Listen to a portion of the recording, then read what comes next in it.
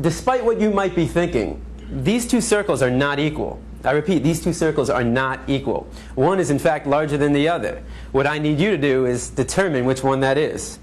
So, please raise your hand if you believe the blue circle is larger than the red.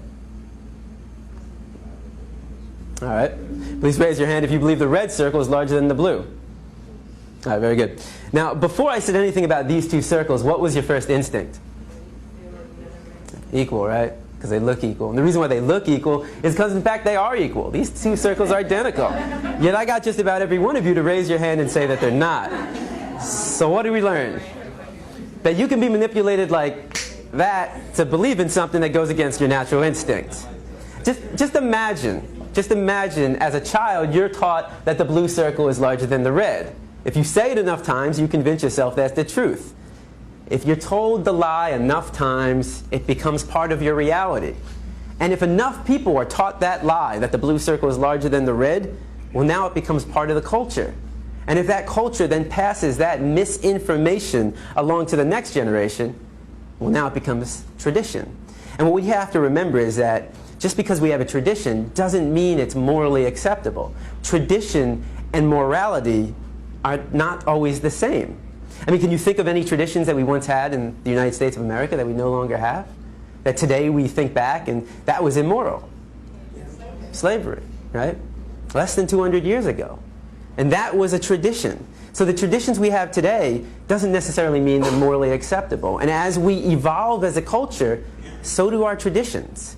Now, The Matrix is a story. It's a story. When told enough times to enough people, it becomes part of that culture. It becomes the tradition.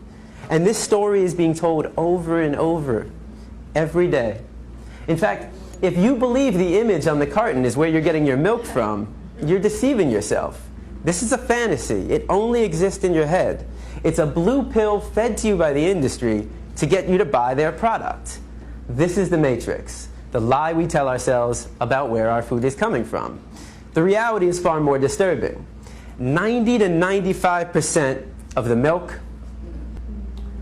the meat, and the eggs that we consume in the United States are coming from these conditions. In fact, every year in the United States, 10 billion, right? 10 billion are being slaughtered for food. So what that works out to be is that every second in the United States, 300 animals are killed, just like that. So 300, 600, 900, 1,200. By the time I'm done talking today, there'll be over 1 million animals that have been slaughtered. And most of us don't even blink an eye. I mean, how is it possible that in the United States of America we can slaughter 300 animals every second and not question that? Because of the story we've been told. The story justifies the action.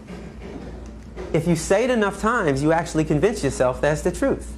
How many of you were taught as a child you need to eat meat to get protein? I mean, I know I was. How many of you were taught you need to drink cow's milk to get strong bones? Not dog milk, not chimpanzee milk, not elephant milk, not rhino milk, not hippo milk, not tiger milk, not lion milk, not giraffe milk, not elephant milk. Did I say that already? I think you get the point. Not even our own mother's milk, but we need to drink cow's milk to get strong bones. The absurdity of drinking the milk from any other species and any other being besides our own mother, when it's said enough times, loses its absurdness. Now, the first thing we've been taught is that our diet is natural. You know, we eat meat, dairy, and eggs, so therefore it must be natural. So let's find out. Now, you have two images on the wall. I want you to tell me all the thoughts that come to mind when you see the image on the left. And don't be afraid to scream out. What do you see? Fresh, yum, sweet, right? If I come into the room with a basket of strawberries, how many of your mouth starts to salivate? Your mouth starts to water? If I take a strawberry and I put it under your nose, what do you smell? If I take a knife and I slice that strawberry in half and put that under your nose, now what do you smell? Notice how all the sensations remain the same. You see a strawberry and it looks like a strawberry. You smell a strawberry and it smells like a strawberry. And you take a bite out of a strawberry and surprise, surprise, it tastes like a strawberry. Exactly, it's a strawberry. But what thoughts come to mind when you see the image on the right? Cute. You know, when I go to a classroom, you'll get half the kids who say, oh, cute. Animal, pig, Wilbur, babe. So half the class will see an animal, and the other half of the class will see bacon, sausage, ham, pig, sweet pork, and hot dog. They'll see a food. It's one or the other. You're either seeing an animal or you're seeing food. Now, what would happen if I took one of the pigs living, brought him into the room right here, and put him right in front of you? Does that change it? Now what do we see? And I mean, what would we think if one of us got up and started chewing on the pig? Not very normal. If I come into the room with a pig under my arm, how many of your mouth starts to salivate? Right? If I took a knife and I sliced that pig in half and put that under your nose, now what do you smell? You smell the stench of death. You smell a rotting corpse, bacteria, decomposing flesh. You see, there's a process involved, and I'm here today to show you that process of how you convert this animal into this product. Why should it be kept a secret? Why should we not know what we're participating in and what we're putting in our body? Now, let's make the situation slightly more realistic. If I were to put a pig on this side of the room living and a butcher's knife on the side of that room, I mean, how many people would be willing to pick up the knife and take the life of that animal? It's very rare, right? And if somebody did that, that's all right, but how many people in this room would try to stop that person from doing that? Right? Would we try that? Yeah. Of course. That's compassion. I mean, that is the greatest quality of the human race. There's no other species on this planet that has that level of compassion to extend to all living beings. But if you would stop somebody from killing a pig in front of you and then go home and have this for breakfast, well, that's called hypocrisy. You know, just because it comes in a nice, neat package all dressed up in your supermarket, just because you didn't take the knife and shove it through their jugular, just because you didn't get blood on your clothes, and just because you didn't hear their screams doesn't mean you didn't participate in the killing. Every time we buy this product, we are supporting somebody else doing what we ourselves wouldn't want to do, what we ourselves wouldn't want to see, and what we ourselves wouldn't want to hear. Now, if you still see bacon sauce in the hand when I bring a pig into the room, what happens when I change it? Ah, right? It's the common response. Now, I've never heard anybody say yum. Nobody ever sees dog feet, hot dog. So why not? Why don't we see a food? We've been accustomed to view this animal as our pet. The cultural story for us is, this is your pet. In another culture, certain parts of the world, they eat cats and dogs. That's their culture. That's their story they've been told. And how do we feel about that? A lot of people think it's disgusting. Right? I imagine every one of you probably thinks it's disgusting to eat a dog. Why would it be disgusting to eat this animal and not disgusting to eat this animal?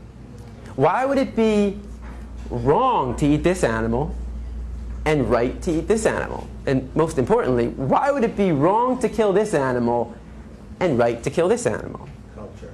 It's culture. It's the story. It's the matrix that we've been told. But culture is just a story. That's all it is. It's just make-believe. What I'm concerned with is what is natural to the human species. Because every culture has a different story. So let's take a 3-year-old from any country in the world, and you put that 3-year-old in a room, and you line up 5 animals in front of that 3-year-old. A pig, a dog, a cow, a cat, and a chicken. Do you think the 3-year-old is going to know which one to eat and which one to pet? What's the 3-year-old most likely going to do, or try to do? Play with them all. He's going to try to play with them all. The 3-year-old has to be taught, no. Don't play with him. Eat him. Play with him. Pet him. That's what we were taught. We didn't choose our diet. Our diet is a learned behavior. We were raised to perceive this animal as your pet and this animal as your food. If you were to walk outside right now and you saw somebody taking a baseball bat to a dog's head, what would you do? You take action. At the very least, you'd call the police because you recognize that as a violation of this animal's right to be free from harm. Now, if you were to walk outside right now and you saw somebody taking a baseball bat to a pig's head, would your emotional response not be the exact same thing? Of course. Because the question for you is, what's the difference? What's the difference between the two? Right? Is there a difference? You might think one is cuter than the other. But that says more about you than anything about these two animals. You know, a lot of kids will say, well, the nose looks different. But I say, but they both got a nose to smell. Some kids will say, well, he's got hooves and he's got paws. I say they both got feet to walk and run. Some kids say, well, his ears are going up and his ears are flappy. They both got 2 ears to hear.